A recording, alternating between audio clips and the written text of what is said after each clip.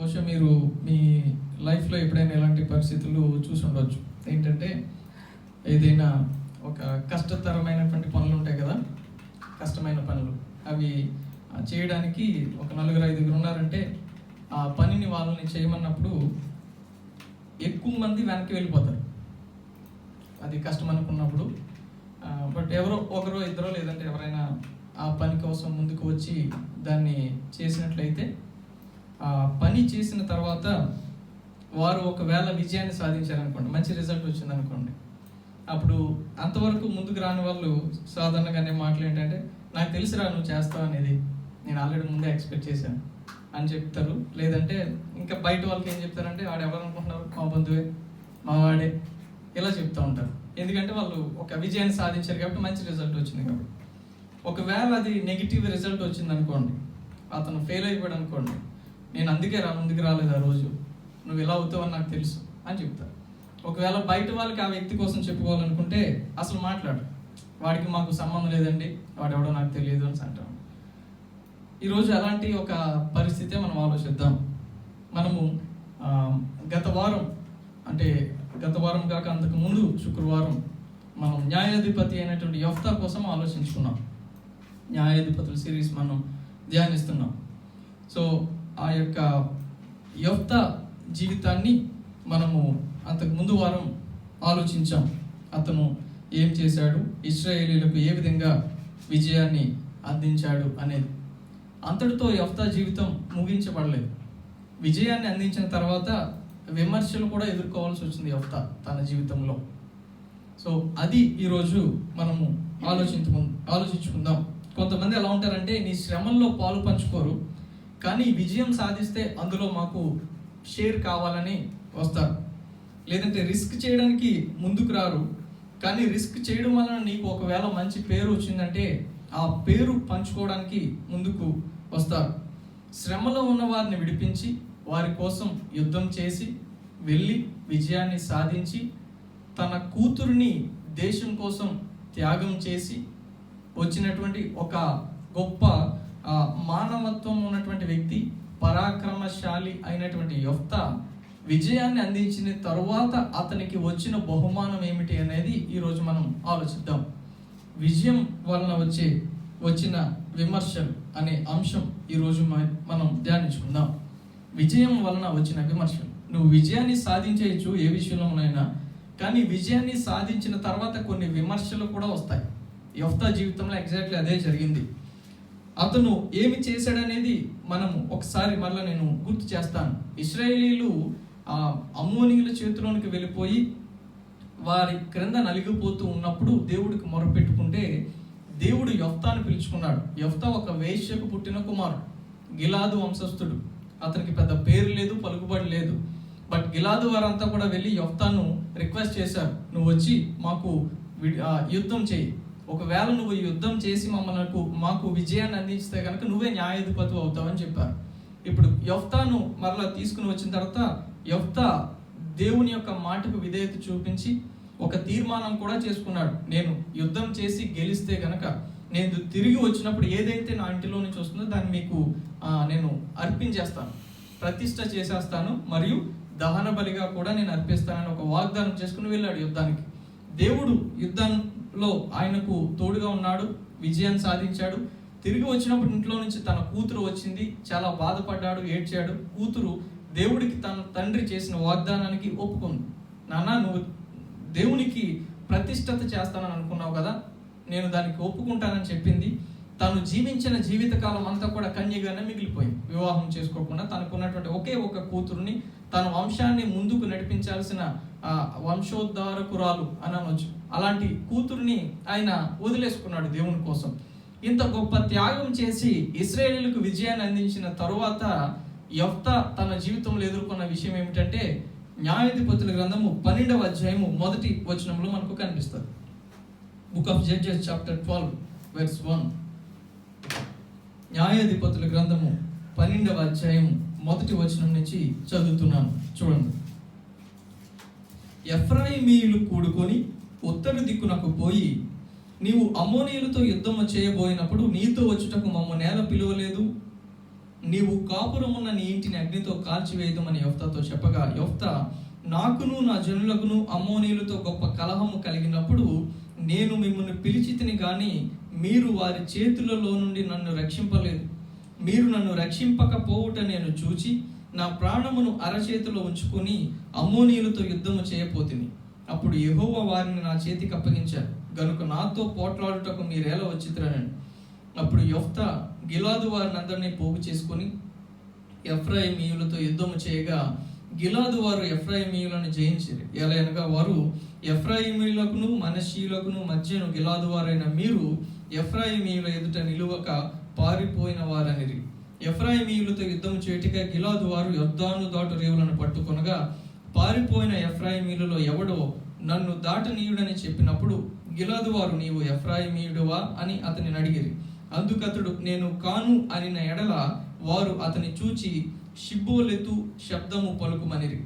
అతడు అట్లు పలుక నేరక సిబ్బోలెతని పలుకగా వారు అతని పట్టుకొని యొర్దాను రేవుల యొద్ద చంపిరి. ఆ కాలమున ఎఫ్రాయిమీయులలో 42,000 మంది పడిపోయారు. యెఫ్తా 6 సంవత్సరములు ఇశ్రాయేలు న్యాయాధిపతి అయి ఉండెను. గిలాదు వాడైన యెఫ్తా చనిపోయి గిలాదు పట్టణంలో ఒక దాని యందు పాతి పెట్టబడింది. దేవుడు తన పరిశుద్ధ వాక్యాన్ని దీవించును గాక. ఆమేన్. చిన్న ప్రార్థన చేసుకుందాం. కృపగల దేవా, దయగల తండ్రి, ఈ యొక్క మధ్యాహ్న కాల సమయంలో నీ సన్నిధానానికి వస్తున్నాం తండ్రి. ఇంతవరకు మీరు మాతో ఉండి నడిపించిన నీకు వందనాలు. వాక్యాన్ని ధ్యానించుకుని పోచునగా మీరు మాతో ఉండండి. నీ వాక్యం ద్వారా మాతో మీరు మాట్లాడండి. మా అందరి హృదయాలను ఎరిగి ఉన్న దేవుడు మీరు. మాకు ఏ మాటలైతే అవసరమో వాటిని దయచేయమని ప్రార్థిస్తున్నాం. మీ శిలో చాటు నన్ను భద్రపరచుకొని నీ 7 అంతల శక్తితో ఆత్మతో నన్ను నింపి వాడుకోమని ప్రార్థిస్తున్నాం. మీ స్వరాన్ని మాత్రమే మాకు వినిపించండి తండ్రి. మరి మా అందరితో మాట్లాడి వినగలిగే చెవులు, గ్రహించగలిగే మనసు మాకు దయచేయమని, ఈ వాక్యం ద్వారా మేమందరం కూడా మంచి తీర్మానం తీసుకుని బలపడడానికి కృప దయచేయమని ఈ యొక్క ప్రార్థన యేసు నామములో సమర్పించి వేడుకుంటున్నాను తండ్రి. ఆమేన్. చదివిన ఈ వాక్య భాగంలో ఏం జరిగిందో మనకు క్లియర్గా అర్థమైంది. విజయం వలన వచ్చిన విమర్శలు. యెఫ్తా గొప్ప విజయాన్ని సాధించాడు. తన బ్యాక్గ్రౌండ్కి తగినట్లుగా ఆయన జీవించలేదు. ఒక వేశ్య కుమారుడిగా అతను జీవించలేదు. చాలా గొప్ప కార్యాన్ని చేశాడు. దేవుని మాటకు విధేయత చూపించాడు. ఇప్పుడు న్యాయాధిపతి అయిన తర్వాత ఎఫ్రాయిమీయులు వచ్చి ఇతనితో వివాదం పెట్టుకున్నారు, గొడవ పెట్టుకున్నారు. అసలు ఈ ఎఫ్రాయిమీయులు ఎవరు అంటే యోసేపు సంతానం. యోసేపు కొడుకులు ఇద్దరు కదా, ఎఫ్రాయిము, మనష్షే. వారిద్దరూ యోసేపు సంతానం. ఎఫ్రాయిమీలు ఇశ్రాయేలీయులే. 12 గోత్రాల్లో ఒక గోత్రం వీరు. వీరు ఈ వచనాల్లో మనకి ఏం కనిపిస్తుంది అంటే వారి యొక్క గర్వం, సిగ్గులేని మాటలు, అహంభావం, ఇవన్నీ కూడా వారి మాటల్లో కనిపిస్తాయి. శత్రువుల చేతుల నుంచి విడిపించిన ఒక వ్యక్తికి, చీకటిలో నుంచి వెలుగులోకి నడిపించిన ఒక వ్యక్తికి ఇచ్చే విలువ, అతనితో మాట్లాడుతున్న మాటలు, లేదంటే అతని మీద వీరి యొక్క అసూయ మనకు కనిపిస్తుంది. వీరు చాలా శక్తివంతమైనటువంటి గోత్రం, ట్రైబ్. చాలా మంది జనాభా మాట, ఎక్కువ మంది ప్రజలు ఉన్నారు వీరి ట్రైబ్లో. మిగిలిన 11 ట్రైబ్స్తో పోల్చుకుంటే వీరు చాలా ఎక్కువ మంది. బైబిల్లో గొప్ప వ్యక్తి యెహోషువ కూడా ఇదే గోత్రానికి చెందినవాడు. వీరి యొక్క లక్షణం ఏమిటంటే అందరిలోనూ ఎక్కువ ప్రాముఖ్యత కావాలని కోరుకునే లక్షణం వీరికి. మొత్తం 12 గోత్రాలు కదా, 12 గోత్రాల్లో కూడా వీరికి ఎక్కువ ప్రాముఖ్యత కావాలని కోరుకునే లక్షణం. ఇదే న్యాయాధిపతుల గ్రంథంలో మనము ముందు ధ్యానించాం. 8వ అధ్యాయంలో మనం చూసినట్లయితే గిద్యోనుతో గొడవ పెట్టుకుంటారు. గిద్యోని వెళ్ళి వారితో యుద్ధం చేసి వచ్చిన తర్వాత వారిని తరుముతూ వచ్చేస్తున్నప్పుడు ఎఫ్రాయిమీలు ఎదురుగా వస్తారు. మొదటి 3 వచనాల్లో కనిపిస్తుంది. అది ఏమంటారంటే, నువ్వు వారితో యుద్ధానికి పోయినప్పుడు మమ్మల్ని ఎందుకు పిలవలేదు అని అంటాడు. అప్పుడు గిద్యోను చెప్తాడు, మీరెక్కడ, నేనెక్కడ, నేనేదో ఒక చిన్న గోత్రం వాడిని, ఏదో నేను కొంతమందిని చంపాను కానీ అసలైన వ్యక్తిని మీరే కదా చంపారు, మిమ్మల్ని మించిన వారు ఎవరు కూడా లేరు అన్నట్టుగా పొగుడుతాడు. గిద్యోను అలా పొగిడిన వెంటనే వారు కామ్ అయిపోతారు. తర్వాత యెహోషువ గ్రంథంలో 17వ అధ్యాయము 14 నుంచి 16 వచనాలు చూస్తే యెహోషువ ఇశ్రాయేలీయులందరికీ 12 గోత్రాల వారికి స్థలాలు ఇస్తాడు. అంటే వారు ఏ ప్లేస్లో వారు తీసుకోవాలి కనాన్లోకి ప్రవేశించాక అన్నప్పుడు డిస్ట్రిబ్యూట్ చేస్తున్నప్పుడు ఈ ఎఫ్రాయిమీలు యెహోషువతో కూడా గొడవ పెట్టుకుంటారు. ఏమంటారంటే, మేము చాలా మంది జనం ఉన్నాం, మాకు ఎక్కడో ఆ మూలన ఇస్తావా, ఆ ప్లేస్ మాకు సరిపోదా అంటారు. మీరు ఎక్కువ మంది ఉన్నారు కదా, మీరు అక్కడికి వెళ్ళి కొండ ఉంది కదా, కొండ మీద ఉన్న చెట్లన్నీ కూడా నరికివేసి ఆ స్థలాన్ని మీరు స్వాధీనం చేసుకోండి అని యెహోషువ చెప్తాడు. అయినా సరే వాదం పెట్టుకుంటారు యెహోషువతో, బట్ యెహోషువ ఒప్పుకోడు. వీరి లక్షణం ఎలా కనిపిస్తుంది అంటే, ఈ విధంగా గొడవ పెట్టుకునేటువంటి లక్షణం వీరిలో మనకు కనిపిస్తుంది. ఎక్కువ జనాభా కలిగిన వారు, గొప్పవారు, ఎక్కువ మంది ప్రజలు ఉన్నారు కాబట్టి ఏదైనా సరే మేము చెప్పిన మాట వినాలి. యెహోషువ కూడా మా మాట వినాలి. మేము ఎక్కువ జనం కదా, 11 మిగిలిన 12 గోత్రాలన్నింటిలో మా గోత్రం చాలా పెద్దది కదా, కాబట్టి మాకు ప్రాముఖ్యత ఇవ్వాలి అనేటువంటి లక్షణం ఎఫ్రాయిమీలో మనకు కనిపిస్తుంది. దేశం కోసం యుద్ధం చేయడానికి కానీ లేదంటే రిస్క్ చేయడానికి కానీ ఏ రోజు కూడా ముందుకు రాలేదు ఈ ఎఫ్రాయిమీల గోత్రం. ఈ న్యాయాధిపతుల గ్రంథం ఇంతవరకు మనం చదువుకున్నాం, ఒక్క యుద్ధంలో కూడా ముందుకు వెళ్ళినట్టు ఎక్కడా కనిపించదు. కానీ ఏ గొప్ప కార్యాలు కూడా చేయలేదు. కానీ వారికంటే ఎవరైనా ఎక్కువ గొప్ప కార్యాలు చేసి వారి కోసం యుద్ధం చేసి విజయాన్ని అందిస్తే వారి మీద తిరగబడ్డారు. వీరి లక్షణం ఆ విధంగా మనకు కనిపిస్తుంది. గిద్యోన్ అయితే, నువ్వు కులం తక్కువ వాడివి, నువ్వెవడవి మా మీద న్యాయాధిపతి అవ్వడానికి, నువ్వెవడవి వెళ్ళి యుద్ధం చేయడానికి, నువ్వు మా మీద న్యాయాధిపతి అయిపోతావా, మమ్మల్ని పిలవకుండానే ఈ పనులన్నీ చేసేస్తావా అని గిద్యోనుతో వివాదం పెట్టుకున్నారు. యెఫ్తాతో అయితే, నువ్వు సమాజంలో విలువ లేని వాడివి, నువ్వు కూడా చాలా తక్కువ వాడి, ఒక వేశ్య కొడుకువి, నువ్వు వెళ్ళి ఒక యుద్ధం చేసిస్తే నువ్వు మా మీద న్యాయాధిపతి అయిపోతావా అని చెప్పి మాట్లాడు. వారిలో ఉన్న లక్షణం ఏమి కనిపిస్తుంది అంటే, కులం పిచ్చి, అహంభావం, గర్వం, ఈ యొక్క లక్షణాలు వీరిలో కనిపిస్తాయి. ఎఫ్రాయిమీలు తోటి సహోదరులే, సేమ్ అదే ఇశ్రాయేలు, మొత్తం అంతా కూడా సహోదరులే. అదే సహోదరులలో మిగిలిన ఏ ట్రైబ్ వాళ్ళు కూడా ఈ విధంగా ప్రవర్తించలేదు. మీరు ఇంకా పాత నిబంధనలో మిగిలిన కొన్ని చోట్ల చూస్తే వీరి యొక్క లక్షణాలు కనిపిస్తాయి. హోషేయ గ్రంథంలో కూడా వారు గర్వించారు, గర్వం వలన నాశనం అయిపోయారు అనే విషయం కూడా కనిపిస్తుంది. దేవుడు వారిని శపించిన విషయాలు కూడా మనకు కనిపిస్తూ ఉంటాయి ఎఫ్రాయిమీలు మిగిలిన ట్రైబ్స్ అన్నింటిలో. సో వీరిలో ఈ యొక్క అహంభావం, ఎవరికైనా వారికంటే ఎక్కువ పేరు వస్తే సహించలేని మనస్తత్వం, ఈ లక్షణాలతో యెఫ్తా దగ్గరికి వచ్చి ఏం చెప్తున్నారంటే, నువ్వు ఒక యుద్ధం చేసి వచ్చావు, మమ్మల్ని ఎందుకు పిలవలేదు, నువ్వు ఉంటున్నటువంటి నీ ఇంటిని అగ్నితో కాల్చి వేస్తామని చెప్తున్నారు. ఒక విజయాన్ని సాధించి ఇచ్చిన వ్యక్తితో మాట్లాడాల్సిన మాటలేనా ఇవి? లేదంటే అధిపతి కదా, ఇప్పుడు న్యాయాధిపతి అయిపోడు వాళ్ళ మీద, వాళ్ళందరి మీద అధికారి, ఒక అధికారితో మాట్లాడాల్సిన మాటలేనా ఇవి? కానీ వారు వచ్చి నీ ఇంటిని కాల్ చేస్తాం, నువ్వు మమ్మల్ని పిలవలేదు కదా అని చెప్పి వివాదం పెట్టుకుంటున్నారు. సేమ్ ఇదే లక్షణాలతో క్రొత్త నిబంధనలో మనకు కొన్ని గుంపులు కనిపిస్తాయి. ఎవరంటే శాస్త్రులు, పరిసయ్యులు. శాస్త్రులు, పరిసయ్యులు కూడా యేసు ప్రభు వాక్యం చెబుతూ ఉంటే వారి యొక్క మనసులో, వారిలో ఉన్నటువంటి గర్వం ఏమిటంటే, మేము ఒక పెద్ద స్కూల్స్లో మేము చదువుకున్నాం, మాకు ధర్మశాస్త్రం కోసం బాగా తెలుసు, ఎవడైనా సరే మా దగ్గర వచ్చి నేర్చుకోవాలి, మా నుంచే విద్య అనేది బయటకు వెళ్ళాలి, కాబట్టి ఎవరో వడ్రంగి వాడి ఒక కొడుకు వచ్చి మాకు వాక్యం చెప్తే మేము ఎలా వింటాం, మా దగ్గర వేరే వాళ్ళు వినాలి కానీ మేము అతని దగ్గర వినాల్సిన అవసరం ఏముంది అనేటువంటి అహంభావం, అసూయ వారిలో మనకు కనిపిస్తారు. కొత్త నిబంధనలో మనం చూసినప్పుడు దేవుడే మానవుడిగా ఈ లోకానికి వచ్చాడు, మనుష్య కుమారుడై వచ్చాడు, ఆయన పాదాల వద్ద మనం వాక్యం నేర్చుకోవాలి, లేదంటే ఆయన దగ్గర మనము ఆనందించాలి అనే విషయాన్ని మర్చిపోయి చివరికి ఆయనను చంపడానికే వారు వెనుకాడలేదు. అతను చచ్చిపోవాలి, మాకు ఆయన వాక్యం బోధించడం ఏంటి, మేము అతని వాక్యం వినడం ఏమిటి అనేటువంటి లక్షణం మనకు కనిపిస్తుంది. సేమ్ ఇదే లక్షణం నేటి సమాజంలో కూడా మనకు ఉంది. ఏదైనా రిస్క్ చేయాలంటే ముందుకు ఎవరో వెళ్ళరు. ఎవరైనా ఒక వ్యక్తి వెళ్ళి ఆ రిస్క్ చేస్తే వెనకాతల నుంచి అతనిని విమర్శిస్తూ ఉంటారు.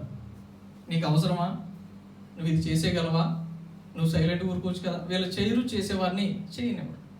లేదంటే అంతా అయిపోయిన తర్వాత ఒకవేళ అతను విజయం సాధిస్తే కనుక ఎవరనుకుంటున్నావు, మావాడే, ఇలా ఆ విజయాన్ని మాత్రం షేర్ చేసుకోవడానికి చాలా సంతోషంగా వస్తారు, రిస్క్లో షేర్ చేసుకోవడానికి ముందుకు మాత్రం రారు. బాధాకరమైన విషయం ఏమిటంటే క్రైస్తవ సంఘాల్లో కూడా ఇదే పరిస్థితి. ఆనాడు పాత నిబంధన వీరిలో కనిపించింది, అదే శాస్త్రులు, పరిచయంలో కనిపించింది. నేటి లోకంలో, సమాజంలో అదే పరిస్థితి, క్రైస్తవ సంఘాల్లో కూడా అదే పరిస్థితి.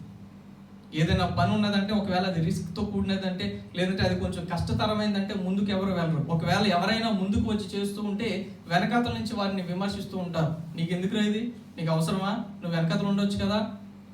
లేదంటే ఒకవేళ ఆ యొక్క సంఘంలో ఒకే ఫ్యామిలీకి సంబంధించిన విశ్వాసులు ఎక్కువ మంది ఉంటే, మేము ఎక్కువ జనాభా ఉన్నాం కదా, పాస్టర్ మా మాట వినాలి. లేదంటే పాస్టర్, లేదంటే కొంతమంది ఒకే కుటుంబానికి ఒకే ఫ్యామిలీస్కి సంబంధించిన వారు అయితే ఇంకా మిగిలిన విశ్వాసులను పట్టించుకోరు. వాళ్ళదంతా ఒకటే ఇంకా గ్రూప్. ఎందుకంటే మెజారిటీ మాది కాబట్టి మా ఇష్టం, ఏదైనా సరే మా మాట వినాలి, మేము చెప్పినట్టే చేయాలి. ఇలాంటి లక్షణం ఉన్నటువంటి వ్యక్తులే ఈ యొక్క ఎఫ్రాయిమీయులు. ఈ చదివిన వాక్య భాగంలో వారు యెఫ్తా మీద చూపిస్తున్నటువంటి అసూయ మనకు కనిపిస్తుంది. ఈ వాక్యంలో నుంచి 4 విషయాలు మనం ఆలోచిద్దాం. ఎఫ్రాయిమీయులు యెఫ్తా మీద చాలా కోపంతో ఉన్నారు. వారి యొక్క కోపం చాలా ఎక్కువైపోయింది. కోపంతో రగిలిపోతూ యెఫ్తా మీదకు వచ్చి, నీవు నివసిస్తున్న నీ ఇంటిని కాల్చివేస్తాం అని చెప్పి గొడవ పెట్టుకున్నారు. ఈ మాటల్లో మనకు 4 విషయాలు కనిపిస్తాయి. మొదటి విషయం ఏమిటంటే, గొప్ప పురుషులను లేదంటే గొప్ప వ్యక్తులను ఎప్పుడు కూడా తమ ప్రత్యర్థులు అసూయతో దాడి చేస్తారు. గొప్ప వ్యక్తులను. యెఫ్తా ఒక గొప్పవాడు, పరాక్రమశాలి. యెఫ్తాతో యుద్ధం చేసే ధైర్యం వీళ్ళకి లేదు. యెఫ్తాతో ఫిజికల్గా వచ్చి యుద్ధం చేయలేదు. కానీ ఏం చేయగలిగారంటే అసూయతోటి మాటలు మాట్లాడారు. అతను చేసి ఇచ్చినటువంటి విజయానికి విలువ ఇవ్వలేదు. అసూయతోటి మాటలు మాట్లాడారు. ఏమిటంటే, నీకు గొప్ప పేరు వచ్చేయడం ఏంటి, మాకు చెందాల్సిన పేరును నువ్వు తీసుకోవడం ఏంటి, నీవు మా మీద అధిపతి అవ్వడం ఏంటి, ఈ ట్రైబ్స్ అన్నింటిలో కూడా గొప్ప ట్రైబ్ మాది, గొప్ప గోత్రం వారు మేము, అయితే మా ట్రైబ్లో నుంచి ఎవడైనా న్యాయాధిపతి రావాలి, కానీ మీ యొక్క కుటుంబంలో నుంచి న్యాయాధిపతిగా నువ్వు ఉండడానికి అర్హత లేదు అనే విధంగా వారు మాట్లాడారు. మనం ఏదైనా పని చేస్తున్నప్పుడు అక్కడ ఉన్నటువంటి వ్యక్తులందరినీ కూడా సంతోషపరచలేము. ఇది ఒకటి గుర్తుంచుకోవాలి మనం. యెఫ్తా న్యాయాధిపతి అయ్యాడు, కానీ దేశంలో ఉన్న ప్రతి వ్యక్తిని కూడా సంతోషపరచలేకపోయాడు. అది అసాధ్యం. ఎందుకంటే ఒక వ్యక్తి ఎదుగుతున్నప్పుడు మరలా ఆ క్రింద నుంచి చాలా మంది విమర్శలు చేస్తూ ఉంటారు. ఒక వ్యక్తికి ఒక గొప్ప పేరు వచ్చినప్పుడు అనేక మంది విమర్శ చేసేవారు కూడా ఉంటారు. సేమ్ యెఫ్తా జీవితంలో అదే జరిగింది. ఎవరైతే తమ జీవితాలు మార్చుకోవడానికి ఇష్టపడరో వారు విమర్శిస్తారంట. యేసుక్రీస్తు జీవితంలో కూడా సేమ్ అదే జరిగింది. యేసు ప్రభు వాక్యం చెప్తున్నప్పుడు శాస్త్రులు, పరిసయ్యులను, మిగిలిన వారిని అందరినీ కూడా ఆయన బోధించి హెచ్చరించాడు. మీ జీవితాలు మీరు మార్చుకోండి, మీరు దశంభాగాలు ఇచ్చేయడం కాదు, లేదంటే బలులు అర్పించేయడం కాదు, కానీ మీ లోపల మీ హృదయాన్ని మార్చుకోండి, దేవుణ్ణి అంగీకరించండి, ప్రేమించండి ఇతరులను అని చెప్తే వారి యొక్క లక్షణాలు, వారి యొక్క జీవితాలు మార్చుకోవడానికి ఇష్టం లేక ఆయనను ప్రశ్నిస్తూ ఆయన మీద అసూయను వెలగక్కుతూ వచ్చారు. చివరికి అది ఎంతవరకు దారి తీసిందంటే ఆయనను చంపేయడానికి దారి తీసింది. ఆ అసూయ అంతలాగా పెరిగిపోయింది. వారి జీవితాలు మార్చుకోవడానికి వారికి ఇష్టం లేదు కాబట్టి ఇప్పుడు యేసుక్రీస్తు మీద అసూయతో తిరగబడ్డారు. యెఫ్తాకు అదే ఎదురైంది. ఈ ఎఫ్రాయిమీయులు ఆ యొక్క గొప్ప కార్యాన్ని చేయలేకపోయారు, కానీ యెఫ్తా చేసినందుకు అసూయను వెలగక్కారు. గొప్ప వ్యక్తులను ఎవరైనా సరే ఎదురుగా వచ్చి దాడి చేయరు, కానీ అసూయతో దాడి చేస్తారు. నువ్వు ఒకవేళ అలా ఎదుగుతూ ఉంటే, ఒకవేళ నువ్వు దేవుని కోసం ముందుకు వస్తున్నప్పుడు నీ మీద విమర్శలు వస్తూ ఉంటే కనుక ఇది గుర్తుంచుకో. యేసుక్రీస్తుకి స్నేహితుల కంటే, ప్రేమించే వారి కంటే శత్రువులే ఎక్కువ ఉన్నారు. మనము యేసుక్రీస్తుకు దగ్గరగా ఉంటూ లేదంటే దేవునికి అనుకూలంగా జీవిస్తే మనకు కూడా స్నేహితుల కంటే శత్రువులే ఎక్కువ ఉంటారు. ఎందుకంటే ఈ లోకం ఆయనకు వ్యతిరేకం, ఈ లోకం ఆయనకు విరుద్ధమైంది.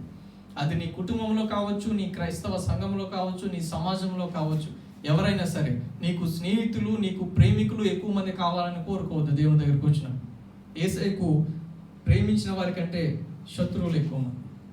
రెండవ విషయం మనకి ఏమర్థమవుతుందంటే, సమస్యను ఎదుర్కోవడానికి ఎవరైతే దూరంగా ఉంటారో లేదంటే వెనక ఉంటారో విజయం వల్ల వచ్చే గౌరవాన్ని పొందుకోవడానికి చాలా ఆతురపడతారు వాళ్ళు.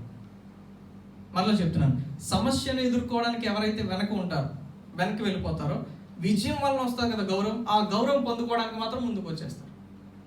ఈ ఎఫ్రాయిమీయులు ఆ విషయంలో చాలా క్లియర్గా వారి యొక్క లక్షణాలు మనకు కనిపిస్తాయి. యెఫ్తా పిలిచినప్పుడు యెఫ్తాతో వెళ్ళడానికి వీరు అస్సలు కూడా ఒప్పుకోలేదు. అక్కడ క్లియర్గా మనకు కనిపిస్తుంది. అమ్మోనీయులు గిలాదు వారి మీదకి యుద్ధానికి వచ్చినప్పుడు వీరు ఎఫ్రాయిమీయులు కూడా ఇన్ఫర్మేషన్ ఇచ్చారు. ఇదిగో వారు మన మీదకి యుద్ధానికి వస్తున్నారు, మనం కలిసి యుద్ధం చేస్తామంటే ఎఫ్రాయిమీయుల గోత్రం నుంచి ఒక్కడు కూడా ముందుకు రాలేదు. ఇప్పుడు వారెవ్వరూ కూడా రాకపోయేసరికి యెఫ్తా తన ప్రాణాలు అరచేతిలో పెట్టుకుని భయపడుతూ యుద్ధానికి వెళ్ళడానికి ఇష్టపడ్డాడు. ఈ యుద్ధంలో దేవుడు ఆయనకు సహాయం చేశాడు. సహాయం చేయడం వలన ఆయన విజయాన్ని సాధించాడు. సో ఈ యొక్క ఎఫ్రాయిమీయులు సమస్యను ఎదుర్కోవడానికి ముందు లేరు. విజయం పొందుకున్న తర్వాత ఇప్పుడు వెనక్కి వచ్చి ఆ విజయంలో మాకు కూడా వాటా కావాలి, నువ్వు ఆ పదవి తీసుకోవడానికి కుదరదు, నీకు ఆ గొప్ప పేరు రావడానికి కుదరదు అని చెప్తున్నారు. స్వార్థపరులు లేదంటే బలహీనులు ఎప్పుడు ఎలా ఉంటారంటే, ఏదైనా నష్టం వస్తుంది, ఏదైనా కష్టం వస్తుంది అన్నప్పుడు వెనక్కి వెళ్ళిపోతారు. అందులో పని చేయడానికి ఇష్టపడరు. అది ఒక ఆర్గనైజేషన్ అయినా, అది సంఘం అయినా, అది సమాజంలోనైనా సరే. ఒక సమస్య ముందు ఉంటుందంటే ముందుకు ఎవరు కూడా వెళ్ళరు, స్వార్థపరులు, బలహీనులు. కానీ నిజమైన వ్యక్తులు ఎలా ఉంటారంటే, ఆ పని వలన నష్టం ఎదురవుతున్నా, ఆ పని వలన రిస్క్ ఉన్నా, ఆ పని చాలా కష్టమైనదైనా సరే, ఎవ్వరూ లేకపోయినా సరే ఆ ఒక్కడు వెళ్ళి నిలబడతాడు, ఆ పని చేయడానికి ఇష్టపడతాడు. ఇది నిజమైన వ్యక్తి యొక్క లక్షణం. యెఫ్తా అదే చేశాడు. యెఫ్తా తను చేయబోతున్న పనికి ఎవరు కూడా సపోర్ట్ లేరు, కానీ దేవుడు ఒక్కడే ఆయనకు సపోర్ట్ ఉన్నాడు. ఆ పని చేయడానికి ముందుకు వెళ్ళాడు.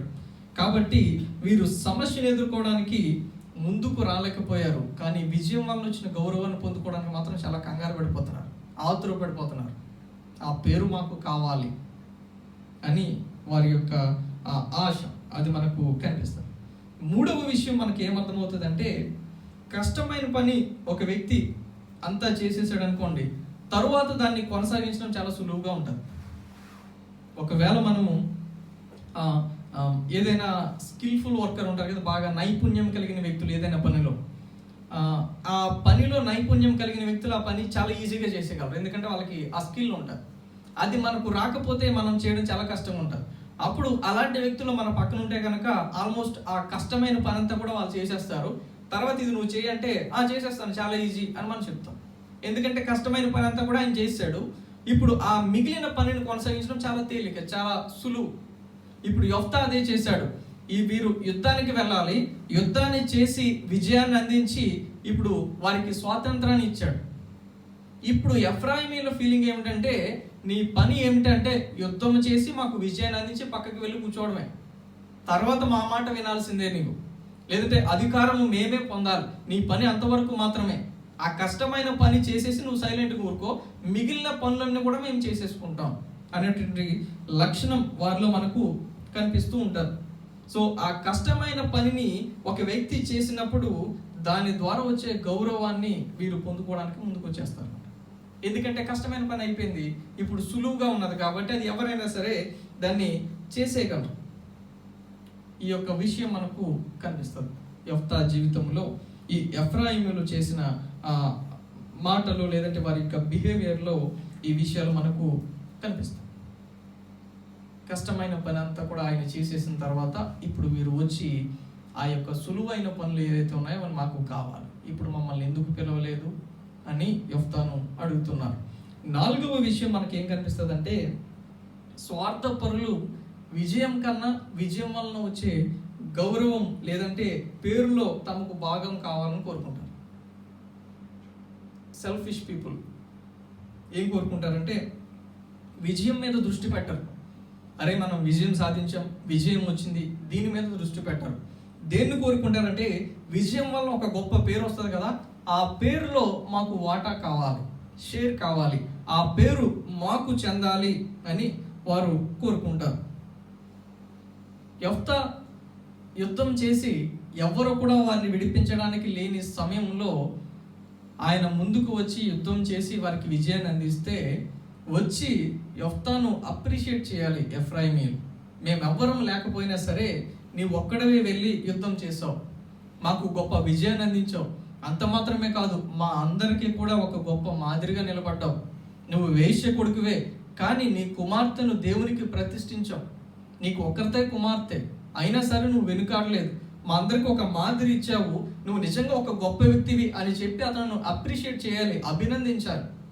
ఇది చేయకుండా వారు వచ్చి ఏమి కోరుకుంటున్నారంటే, యెఫ్తాకు వచ్చిన పేరు ఉంది కదా, ఆ పేరు మేము పొందుకోవాలి. నీ పని ఎంతవరకు అంటే యుద్ధం చేయడం వరకే, నువ్వు చేసింది పెద్ద గొప్ప పని ఏం కాదు, నీ పని అయిపోయింది, ఈ తరువాత అంతా కూడా మేము చెప్పినట్లే నువ్వు జీవించాలి, మేము చెప్పినట్లే నువ్వు ఉండాలి అనేటువంటి లక్షణం వారిలో మనకు కనిపిస్తుంది. మన పూర్వీకులు, భక్తులు, పాత నిబంధనలు ఉన్నవారు కానీ, క్రొత్త నిబంధనలు ఉన్నవారు కానీ, యేసుక్రీస్తు వారి యొక్క అపోస్తలులు కానీ, వారి జీవితాలు మనం చూసినట్లయితే వారు చేసిన పనిలో పేరు కోసం ఇప్పుడు కూడా వారు ప్రాకులాడలేదు. వారి యొక్క ఎయిమ్ ఎప్పుడు కూడా ఒకటే, ఏమిటంటే యేసుక్రీస్తు సువార్తను అందరికీ కూడా చాటించాలి. అది ఎవరైనా పర్లేదు. మా జీవితం ద్వారా, మేము చేసిన గొప్ప కార్యాల ద్వారా కేవలం యేసుక్రీస్తు వారు మాత్రమే మహిమపరచబడాలి. మాకు వద్దు పేరు. పౌలు గారు అదే చెప్తాడు. పౌలు ఎవడు, అపోల్లో ఎవడు అని అడుగుతాడు. ఒక సంఘం వారు కొంతమంది ఎలా తయారైపోయారంటే, కొంతమంది పౌలుకు ఫ్యాన్స్ అయిపోయారు. మేము పౌలు గారి శిష్యులం, మా అన్నగారు పౌలు గారు, మా గురువు గారు పౌలు గారు అని చెప్పి కొంతమంది తయారైపోయారు. ఇంకా కొంతమంది ఏం తయారయ్యారంటే, అపోల్లో మా గురువు గారు, అపోల్లో గారి వాక్యం మాకు చాలా బాగుంటుంది, ఆయన ఎక్సలెంట్గా చెప్తాడు, ఆయన మా అన్న, మా గురువు గారు అని చెప్పి అపోల్లోకి వెళ్ళిపోయారు. ఇప్పుడు పౌలు గారు ఆ సంఘానికి రాస్తూ, నేను కానీ అపోల్లో కానీ గొప్పవారం కాదు, మేము కేవలం దేవుడు వాడుకుంటున్నటువంటి సాధనాలు. ఒకరేమో వచ్చారు, నారు వేశారు, ఇంకొకరేమో నీరు పెట్టారు, దేవుడేమో దాన్ని అభివృద్ధి చేశాడు. ఈ యొక్క కార్యము వలన టోటల్గా ఎవరు మహిమపరచబడాలంటే కేవలం దేవుడు మాత్రమే మహిమపరచబడాలి. నేనెవరిని, అపోల్లో ఎవడు, మేము కేవలం సేవకులం, మేము మీకు పనివారం మాత్రమే, అంతేగాని మమ్మల్ని మీరు ముందు పెట్టుకుని మా వల్ల మీరు డివైడ్ అయిపోయి గ్రూప్స్గా డివైడ్ కావద్దు అని వారి యొక్క జీవించిన విధానం ద్వారా చెప్తారు పౌలు గారు. నేటి రోజుల్లో ఇది ఎక్కువ. యేసుక్రీస్తుకు శిష్యులుగా ఉండమని దేవుడు కోరుకుంటుంటే చాలామంది విశ్వాసులు పాస్టర్లకు, ఇవాంజలిస్టులకు శిష్యులు అవుతున్నారు. నేను పలానా సేవకుడు శిష్యునండి అని చెప్పుకుంటున్నారు. నేను కూడా ఒకసారి రీసెంట్గా విన్నాను, ఒక పాస్టర్ గారు చెప్పారు నాతో. ఆయన ఒక సంఘ విశ్వాసులు వచ్చి, మేము పలానా పాస్టర్ గారి శిష్యునండి నేను అని చెప్తున్నాడు అంటే వచ్చి ఒక పాస్టర్ గారితో. నువ్వు అప్పుడు ఆయన అనుకున్నానండి, నువ్వు యేసుక్రీస్తు శిష్యుడు కాదేమో అని అనుకున్నాడు. మేబీ ఆ పాస్టర్ గారి ద్వారా నువ్వు బలపరచబడి ఉండొచ్చు, ఆయన వాక్యం ద్వారా నువ్వు బలపరచబడి ఉండొచ్చు, లేదంటే రక్షించబడి ఉండొచ్చు. నువ్వు గౌరవించు, ప్రేమించు, నువ్వు చేయాల్సినంతా చేయి. కానీ నీవు ఇవ్వాల్సిన గౌరవం ఎవరికంటే దేవునికి ఇవ్వాలి. మనుషులకు ఫ్యాన్స్ కావద్దు, మనుషులను పూజించవద్దు. మనము పూజించాల్సింది కేవలం దేవుని మాత్రం. ఎవరైనా, ఏ సేవకురైనా సరే దేవుని యొక్క పనిముట్లు. ఒక్కొక్కరిని దేవుడు ఒక్కొక్క విధంగా ఉపయోగించుకుంటూ ఉంటాడు. కానీ దానివల్ల వచ్చే ప్రతిఫలం లేదంటే గౌరవం ఎవరికి చెందాలంటే దేవునికి మాత్రమే చెందాలి. స్వార్థపరులు అలా ఉండరు. ఏం కోరుకుంటారంటే విజయం ద్వారా వచ్చే గౌరవాన్ని వాళ్ళు కోరుకుంటారు. కానీ దేవుడు వాడుకున్నటువంటి అనేక మంది గొప్ప ప్రవక్తలు, భక్తులు అలా జీవించలేరు. వారు కేవలం మా జీవితాల ద్వారా దేవుడు మహిమపరచబడాలి, మేము ఎన్ని గొప్ప కార్యాలు చేసినా సరే దేవుడే ఆ యొక్క మహిమకు పాత్రుడు అని చెప్పి వారు జీవించారు. ఈ 4 విషయాలు కూడా ఈ యొక్క వచనంలో నుంచి మనకు అర్థమవుతాయి. ఎఫ్రాయిమీల జీవితంలో నుంచి ఏమిటంటే, గొప్ప వ్యక్తులను తమ ప్రత్యర్థులు ఎప్పుడు కూడా అసూయతోటే దాడి చేస్తారు. ఎందుకంటే డైరెక్ట్గా ఎదుర్కోలేరు, ఫిజికల్గా ఎదుర్కోలేరు. రెండవది ఏమిటంటే, సమస్యను ఎదుర్కోవడానికి ఎవరైతే వెనక ఉంటారో వారు విజయం వలన వచ్చే గౌరవాన్ని పొందుకోవడానికి మాత్రం చాలా ఆతురపడతారు. సమస్యలో రిస్క్ చేయడానికి ముందుకు రారు, కానీ దాని వలన వచ్చే మంచి పేరు కోసం ముందుకు వస్తారు. ఎవరైనా ఒక కష్టమైన పనిని ముందు చేసేసాడు అనుకోండి, తర్వాత వెళ్ళి సులువైన పనిని చేయడం చాలా ఈజీ. ఇలాంటి వ్యక్తులు అలాంటి లక్షణాలు కలిగి ఉంటారు. ఒకడంతా వచ్చి కష్టపడి చేస్తే తర్వాత వచ్చి నువ్వు వెళ్ళిపో, మిగిలింది మేము చేసేస్తాం అని అంటారు. అంత ఈజీగా ఉంటారు. మరొక విషయం, స్వార్థపరులు విజయం కన్నా విజయం వలన వచ్చే గౌరవాన్ని ఎక్కువ కోరుకుంటారు, లేదంటే దాని ద్వారా వచ్చే పేరును ఎక్కువ కోరుకుంటారు. ఎఫ్రాయిమీలు అదే లక్షణాన్ని కలిగి ఉన్నారు. ఒకవేళ ఇలాంటి లక్షణాలు మనలో ఉంటే కనుక తీసివేసుకోవాలి. ఎఫ్రాయిమీలు దేవుడు పిలుచుకున్న వారే. 12 గోత్రాల్లో ఒక గోత్రం వారు, యోసేపు కుమారులు, చాలా గొప్పవారు. కానీ వారి యొక్క జీవన విధానం ఆ విధంగా లేదు. వారిలో అసూయ మనకు కనిపిస్తుంది. ఒక వ్యక్తి గొప్ప పని చేస్తే వచ్చి అభినందించడం పోయి ఆయనను విమర్శించారు, ఆయన మీద లేనిపోని మాటలు అన్నారు. చివరికి నీ ఇంటిని కాల్ చేస్తాం అని చెప్పి అతనితో వివాదాన్ని పెట్టుకున్నాను. ఎఫ్రాయిమీయులు వారి జీవితంలో ఈ 4 లక్షణాలు కనిపిస్తాయి. దీని తర్వాత ఏమి జరిగిందంటే, ఇప్పుడు యెఫ్తా ఎఫ్రాయిమీయుల మీదకు యుద్ధానికి వెళ్ళాడు. ఎవరు? తన తోటి సహోదరులే, సేమ్ అదే ఇశ్రాయేలీయులే.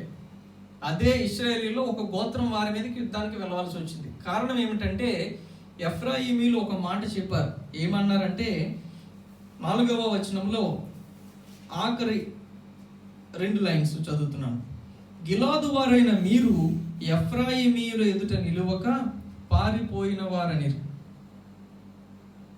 ఎఫ్రాయిముకు మనష్షీలకు మధ్యలో ఉన్న గిలాదు వారైన మీరు మా ముందు నిలవలేక పారిపోయారు. మీరు అంటే మాతో యుద్ధం చేసే ధైర్యం లేదు, మీరు మేమంటే మీకు భయం, మీరు మా దగ్గర నుంచి పారిపోయారు అని చెప్పి వారిని హేళన చేశారు. మరి ఇప్పుడు యెఫ్తాకు కోపం రాదా?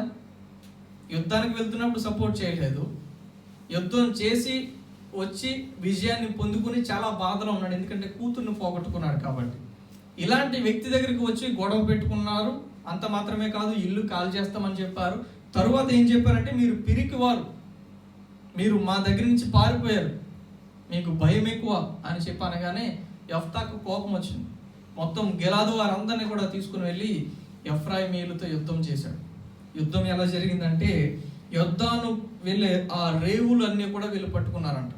పట్టుకుని ఈ బార్డర్ ఎవరైతే దాటుతున్నారో బార్డర్ దాటే వారిని పట్టుకునేవారు. పట్టుకుని నేను ఎఫ్రాయిమీయుని కాదు, నన్ను వదిలేయండి అని ఎవడైనా అడిగితే కనుక, నువ్వు ఎఫ్రాయిమీయుడు కాదా అంటే కాదు అని అన్నంటనే వారిని ఒక పదం చెప్పమని అడిగారు. ఏమన్నారంటే షిబ్బోలెతు అనే పదం పలుకు అని చెప్పారు. ఈ పదం పలికితే తెలిసిపోదు వాడెవడో. అప్పుడు ఒకవేళ వారు షిబ్బోలెతు అని పలుకకుండా సిబ్బోలెతు అని పలికితే వాడిని చంపేశారు. ఎందుకంటే వారంతా కూడా ఒకే ఇశ్రాయేలీయులు అయినా సరే వారి గోత్రాలను బట్టి వారి పలికే మాటలలో కొంచెం తేడా ఉంది. ఎఫ్రాయిమీల లాంగ్వేజ్లో అనేటువంటి పదం లేదు, ఎస్హెచ్ అనేటువంటి పదం లేదు వారి యొక్క డైలెక్ట్స్లో. అందువల్ల వారు షిబ్బోలెతు అని పలకలేరు, సిబ్బోలెతు అని పలుకుతారు. ఈవెన్ ఇప్పటికీ కూడా జర్మనీలో ఒక కొన్ని వర్గానికి చెందినటువంటి వ్యక్తులు ఉన్నారు, హనోవేరియన్స్ అనేటువంటి వ్యక్తులు. వారు స్టోన్ని ఏమని పలుకుతారంటే స్టెయిన్ అని పలుకుతారు. స్టోన్ని స్టెయిన్ అని పలుకుతారు. మిగిలిన జర్మనీలో మిగిలిన కొన్ని వర్గానికి చెందిన వ్యక్తులు స్టెయిన్ అని పలుకుతారు. వారేమో స్టెయిన్ అని పలుకుతారు. అంటే వారు అంతా కూడా ఒకే కంట్రీ అయినా సరే వారి యొక్క మాటల్లో ఆ యొక్క తేడా కనిపిస్తుంది. ఇప్పుడు ఎవరి మీదకైతే వీళ్ళు తిరగబడ్డారో, ఎవరినైతే వీరు విమర్శించారో, ఎవరైతే వారి వద్ద ధైర్యం లేరు, మీరు పారిపోయారని చెప్పి ఎగతాళి చేశారో, అదే వ్యక్తులు తమ భాష ద్వారా పట్టుబడిపోయారు వీళ్ళకి. ఆ యొక్క సమయంలో ఎంతమంది చనిపోయారంటే ఎఫ్రాయిమీయులు 42,000 మంది చచ్చిపోయారు. గిలాదు వారు ఎఫ్రాయిమీయులను ఎవరిని కూడా వదలలేదు. షిబ్బోలెతు అని ఎవరైతే పలుకలేకపోయారో అలాంటి వారందరినీ కూడా చంపేశారు. 42,000 మందిని చంపారు. షిబ్బోలెతు అనగా అర్థం ఏమిటంటే ఇయర్ ఆఫ్ కార్న్. మొక్కజొన్న పొత్తులు ఉంటాయి కదా, అది ఇయర్ ఆఫ్ కార్న్, లేదంటే స్ట్రీమ్ అని అర్థం షిబ్బోలెతు అనగా. అది పెద్ద ఒక గొప్ప ఏదో మర్మమేమీ కాదు, కానీ ఈ పదాన్ని వారు పలకడానికి వారికి ఆ యొక్క వారి లాంగ్వేజ్లో ఆ పదానికి వారు అలా పలుకలేరు కాబట్టి అది పలుకగానే తెలిసిపోతుంది. ఈ యొక్క పదంలో నుంచి లేదంటే ఈ సంఘటనలో నుంచి మనకు ఏమర్థమవుతుందో తెలుసా? ఎవరైనా ఒక వ్యక్తి యొక్క వృత్తి వాడి వ్యక్తిత్వానికి సరిపోకపోతే, వాడు చేసే ప్రొఫెషన్కి, వాడి యొక్క క్యారెక్టర్కి అది అబద్ధం అయితే సరిపోకపోతే, వాడి నడవడిక ద్వారా లేదంటే వాడి వ్యక్తిత్వం ద్వారా అది బయటపడిపోతుంది.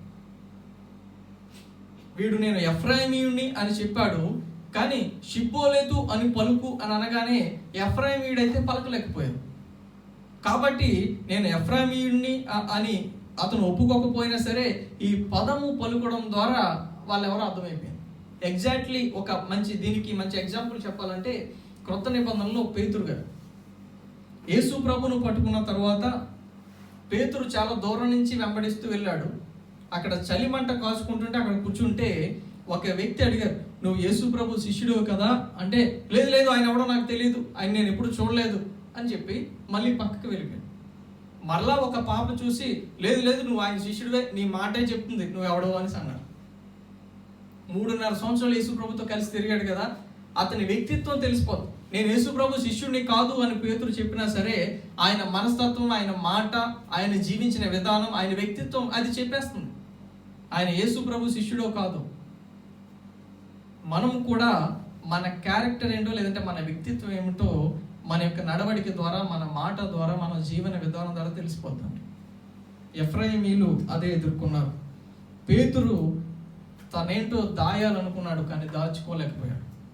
తన మాట ద్వారా తనేంటో తెలిసిపోయింది అందరికీ కూడా. సో మనం ఏమిటో మన వ్యక్తిత్వం తెలిసిపోతుంది, వ్యక్తిత్వం ద్వారా తెలుస్తుంది. పేతురు కూడా దాయాలనుకున్నాడు, కానీ దాయలేకపోయాడు. ఎఫ్రాయిమీలందరూ కూడా 42,000 మంది ఆ సమయంలో మరణించారు. ఈ విషయాలు మనం ఆలోచించినప్పుడు ఏం కనిపిస్తుంది అంటే, ఎఫ్రాయిమీలు చాలా గొప్పవారే, యోసేపు సంతానం, ఎక్కువ మంది జనాభా కలిగిన వారు. 12 గోత్రాల కొంచెం మొట్టమొదటి ప్రాముఖ్యత ఉన్నటువంటి గోత్రం వీరు ఎఫ్రాయిమీలు.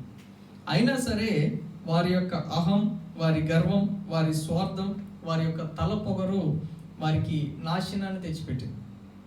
బయట వాళ్ళు ఎవరో వచ్చి యుద్ధం చేయలేదు, సొంత వాడే వచ్చి తిరగబడ్డాడు, 42,000 మందిని చంపేసింది. కేవలం ఏమిటంటే వారి మాట తీరు, వారి అహంభావం, వారి యొక్క గర్వం మనకు అక్కడ కనిపిస్తుంది. సో సంఘమైనటువంటి మనము నేర్చుకోవాల్సింది ఏమిటంటే, మనం ఎప్పుడు కూడా సమస్యలు, కష్టమైనటువంటి పనులు ఎదురుగా ఉన్నప్పుడు ఆ రిస్క్ని ఫేస్ చేయడానికి మనం ముందు ఉండాలి.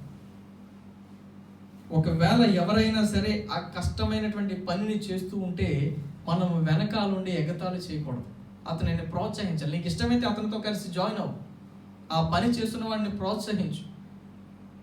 లేదంటే పని అయిపోయిన తర్వాత వచ్చి నాకు గౌరవం కావాలి అని అనుకోవద్దు. లేదంటే మేము ఎక్కువ జనాభా ఉన్నాం కాబట్టి మా మాట వినాలి అనేటువంటి లక్షణాలు తీసుకురావద్దు. ఇది సమాజం, లోకానికి సంబంధించినవి. సంఘాల్లో ఇలాంటివి ఉండడానికి వీల్లేదు. ఎఫ్రాయిమీలు దేవుని బిడ్డలు, కానీ వారు గౌరవాన్ని కోరుకుంటున్నారు. మేము ఎక్కువ జనాభా కాబట్టి మా మాటే వినాలి, మాకే ప్రాముఖ్యతనివ్వాలని కోరుకుంటున్నారు. గౌరవం కోసం, పేరు కోసం ప్రాకులాడవద్దు. ఇష్టమైతే రిస్క్ చేయడానికి ఫేస్ చేయి.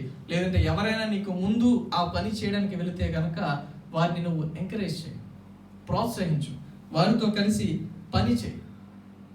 గౌరవం దాని అంతటా అదే వస్తుంది. దేవుడు నీకు ఇవ్వాలనుకున్న సమయంలో అది ఇస్తాడు. అంతేగాని ఎవరైనా ముందుకు వచ్చి పని చేసినప్పుడు నీకెందుకు ఇది, నీకు అవసరమా, నీ శాలరీ ఎంత, నువ్వు ఈ పని ఎందుకు చేస్తున్నావు, లేదంటే నీకు అక్కడికి వెళ్ళడం అవసరమా, నీ పని ఏదో నువ్వు చేసుకో, ఇలాంటి మాటలు మాట్లాడుతూ ఉంటారు చాలా వరకు. అది కుటుంబంలో నుంచి కావచ్చు, తోటి విశ్వాసులు కావచ్చు, బయట వారైనా కావచ్చు. ఇలాంటి లక్షణం నీలో ఉంటే వదులుకోవచ్చు. ఒకసారి ఆలోచించుకోండి. ఎఫ్రాయిమీలు సేమ్ అదే లక్షణం కలిగి ఉన్నారు. దానివల్ల ఏం తెచ్చుకున్నారంటే శాపాన్ని తెచ్చుకున్నారు. నీవు దేవుని పని విషయంలోనికి వచ్చేటప్పటికి నీ సొంత ఆలోచనలు ఎప్పుడు కూడా పెట్టుకోవద్దు. అది దేవుని పని. అది నీ సేవకుడికి తెలియకపోవచ్చు, లేదంటే నీ తోటి విశ్వాసులకు తెలియకపోవచ్చు, కానీ దేవుడికి తెలుసు. దేవుని పనిని ఒక వ్యక్తి చేస్తున్నప్పుడు వెనకాల పేర్లు పెట్టి ఎగతాళి చేసి అతనిని డిస్కరేజ్ చేస్తే దానికి దేవుడు నిన్ను లెక్క అడుగుతాడు. కాబట్టి అలాంటి లక్షణాలు ఉంటే తీసివేసుకుందాం. అండ్ మరొక విషయం మనకి ఏమర్థమవుతుందంటే, యేసుక్రీస్తు వారు కూడా సేమ్ ఇదే పని చేశాడు, ఇదే పరిస్థితులను ఎదుర్కొన్నాడు. ఆయన ఈ లోకానికి వచ్చినప్పుడు, సువార్త చేసినప్పుడు ప్రజలు, శాస్త్రులు, పరిసయ్యులు, మిగిలిన కొన్ని గుంపులు తమ జీవితాలు మార్చుకోవడానికి ఇష్టం లేక యేసు ప్రభు మీద అసూయ పెంచుకున్నారు. ఆయనను ఎప్పుడు చంపుదామా అని తిరిగారు. ఆయనను ఎదుర్కోలేక ఆయన మీద అసూయతో దాడి చేశారు ఈ ప్రత్యర్థులందరూ కూడా. మరొక విషయం యేసుక్రీస్తు ఏం చేశాడంటే, కష్టమైన పనిని యేసుప్రభు చేశాడు. ప్రపంచం అంతటికి, లేదంటే ప్రతి వ్యక్తికి కూడా కావలసిన ఒక కష్టమైన పనిని ఆయన చేసేసాడు. తరువాత సులువైన పనిని మనకు అప్పచెప్పాడు. ఆ కష్టమైన పని ఏమిటంటే పాప క్షమాపణ. ఈ పాపం పోవాలంటే మనిషి చనిపోవాలి, బలి అవ్వాలి, రక్తం చిందింపబడాలి. ఈ పని మనందరికీ కూడా చాలా కష్టమైనది. ఈ పనిని మనం అందరం కూడా చేయలేమని యేసు క్రీస్తు వారే ఈ లోకానికి వచ్చి మానవుడిగా ఆయన జన్మించి ఆయన మనందరి కోసం మరణించాడు. ఆయన మరణించి తిరిగి లేచాడు, మనందరికీ కూడా రక్షణ ఇచ్చాడు. ఇప్పుడు నువ్వు నేను కూడా చేయాల్సిన పని ఏమిటంటే సులువైన పని, కేవలం నువ్వు యేసు ప్రభువుని అంగీకరించడమే. నువ్వు ఒకవేళ రక్షణ లేనివైతే వ్యక్తివైతే యేసు ప్రభువుని ఇంకా నువ్వు స్వరక్షకుడిగా అంగీకరించలేకపోతే ఈ విషయాన్ని మనము అర్థం చేసుకోవాలి. యేసుక్రీస్తు వారు కష్టమైన పని చేశాడు, సులువైన పని మన చేతిలో పెట్టాడు. ఏమిటంటే నువ్వు యేసు ప్రభువుని అంగీకరించి చాలు, నువ్వు ఇంకేం చేయనవసరం లేదు. నువ్వు పుణ్యస్థలాలకు వెళ్ళాల్సిన అవసరం లేదు, పుణ్య కార్యాలు చేయాల్సిన అవసరం లేదు, నీ ఆస్తుపాస్తులు అమ్మి ఎవరికో దానం చేయాల్సిన అవసరం లేదు, లేదంటే నువ్వు ఎక్కడెక్కడికో తిరిగి మోక్షం కోసం వెతకాల్సిన అవసరం లేదు. కేవలం యేసుక్రీస్తుని నువ్వు అంగీకరించడమే చాలా సులువైన పని. ఇది చేసినట్లయితే ఆ రక్షణ మనందరికీ కూడా దేవుడు అనుగ్రహిస్తానని చెప్పాడు. ఇక విశ్వాసులమైన మనం చేయాల్సిన పని ఏమిటంటే కేవలం ఆయన సువార్తను ఇతరులకు ప్రకటించడమే. నువ్వేమి కూడా సిలువ వేసుకునే అవసరం లేదు, లేదంటే నువ్వు ఎక్కడెక్కడికో వెళ్ళి యెరూషలేముకో వేరే యాత్రలకి చేయాల్సిన అవసరం లేదు. కేవలం యేసుక్రీస్తుని అంగీకరించిన నీవు నేను కూడా ఆయనను మళ్ళా ఇతరులకు పరిచయం చేయడమే, ఆయన సువార్తను వ్యాప్తి చేయడమే ఇంతవరకే మన పని. సో యేసుక్రీస్తు కూడా అదే పని చేశాడు. కాబట్టి విశ్వాసి అయితే కనుక ఎఫ్రాయిమీయులలో ఉన్నటువంటి లక్షణాలు ఉంటే కనుక మార్చుకుందాం. నువ్వు అవిశ్వాసి అయితే యేసుక్రీస్తు నీ కోసం కష్టమైన పని అంతా చేసేసాడు, సులువైన పని ఒక్కటి మాత్రమే ఉంచాడు, కేవలం ఆయనను అంగీకరించడం మాత్రమే. ఒకవేళ అవిశ్వాసం అయితే ఒకసారి ఆలోచించుకుని యేసుక్రీస్తుని నీ జీవితంలోనికి ఆహ్వానించు. ఆయన ఆ రక్షణ భాగ్యాన్ని నీకు నాకు కూడా అందిస్తాను అని చెప్పాడు. కళ్ళు మూసుకుందాం, ప్రార్థించుకుందాం, ఒకసారి మన జీవితాలు పరిశీలించుకుందాం. మన జీవితాలు ఎలా ఉన్నాయో ఒకసారి మనం పరిశీలన చేసుకుందాం. ఏ విధమైన జీవితాన్ని మనం జీవిస్తున్నాం?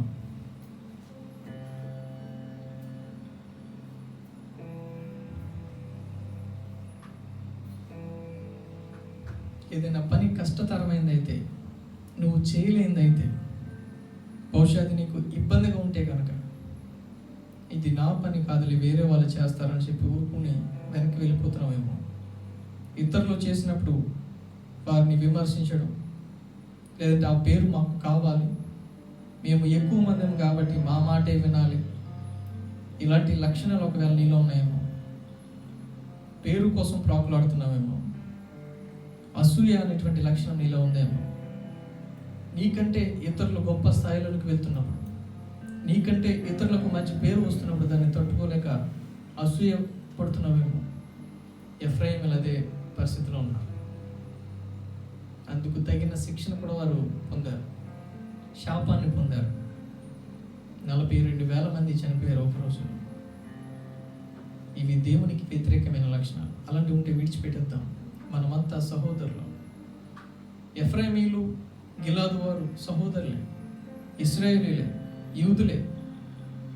కానీ తమ తోటి సహోదరుల మీద వారు అసూయ చూపించారు. మనము సంఘముగా మనమంతా కూడా ఒక కుటుంబం. ఎవరి మీదైనా మనకు అసూయ ఉంటే విడిచిపెట్టేద్దాం ఈరోజే. ఎవరి మీదనైనా సరే మనము పగ ఉంటే కనుక విడిచిపెట్టేద్దాం. మనమంతా ఒకే కుటుంబం, ఒకే సహోదరులం అనేది గుర్తుంచుకుందాం. సంఘముగా కలిసి దేవుడిని ఆరాధిద్దాం. ఒకవేళ నువ్వు ఇంకా రక్షణ పొందని వ్యక్తివైతే, యేసయ్య నీ కోసం చేయాల్సిందంతా చేశాడు. నీ కొరకు కష్టమైన పనులన్నీ కూడా ఆయన భరించాడు. కేవలం నువ్వు ఆయనను అంగీకరించడం మాత్రమే నీ చేతికి విడిచిపెట్టాడు. సులువైన పని. ఆ సులువైన పనిని చేసి యేసుప్రభు నీ జీవితంలోకి ఆహ్వానిస్తావా? అలా ఆహ్వానించినట్లయితే నాతో కలిసి ఈ యొక్క ప్రార్థన చేయండి. ఈ ప్రార్థనలో నువ్వు కూడా ఏకీభవించు. దేవుడు నిన్ను కూడా రక్షించుకుంటాడు. కృపగల దేవా, దయగల తండ్రి, ఇంతవరకు నీ వాక్యం ద్వారా మా అందరితో మాట్లాడేందుకు నీకు వందనాలు. యెఫ్తా తన విజయం తర్వాత ఎదుర్కొన్న విమర్శలు మేము ధ్యానించుకున్నాం. అందులో నుంచి కొన్ని విషయాలు మేము నేర్చుకున్నాం తండ్రి. ఒకవేళ మాలో ఎఫ్రాయిమీయుల్లో ఉన్నటువంటి లక్షణాలు కనుక ఉంటే దయచేసి వాటిని విడిచిపెట్టడానికి మీరు కృప దయచేయండి. మేమందరం కూడా మార్పు చెంది అసూయ అనేది మాలో నుంచి తీసివేసుకొని మేమంతా కూడా ఒక కుటుంబంగా జీవించే భాగ్యం దయచేయండి. అదేవిధంగా తండ్రి, ఎవరైనా రక్షణ పొందలేని వారు ఉంటే వారి కోసం ప్రార్థిస్తున్నాం తండ్రి. మీరు చేసిన సిలువ త్యాగాన్ని, సిలువ శ్రమలను వారు గుర్తుంచుకొని తమ జీవితాలను మీకు అర్పించుకోవడానికి, తమ హృదయంలోకి మిమ్మల్ని ఆహ్వానించడానికి మీరు కృప దయచేయండి. ఎవరైనా అలా తీర్మానం తీసుకుంటే వారిని దీవించండి, వారితో మీరు ఉండండి. ఈ వాక్యాన్ని మా అందరి హృదయాలను భద్రం చేసుకొని వాక్య ప్రకారం జీవించే భాగ్యం దయచేయండి. ఈ యొక్క ప్రార్థన యేసు నామములో సమర్పించి వేడుకుంటున్నాను తండ్రి.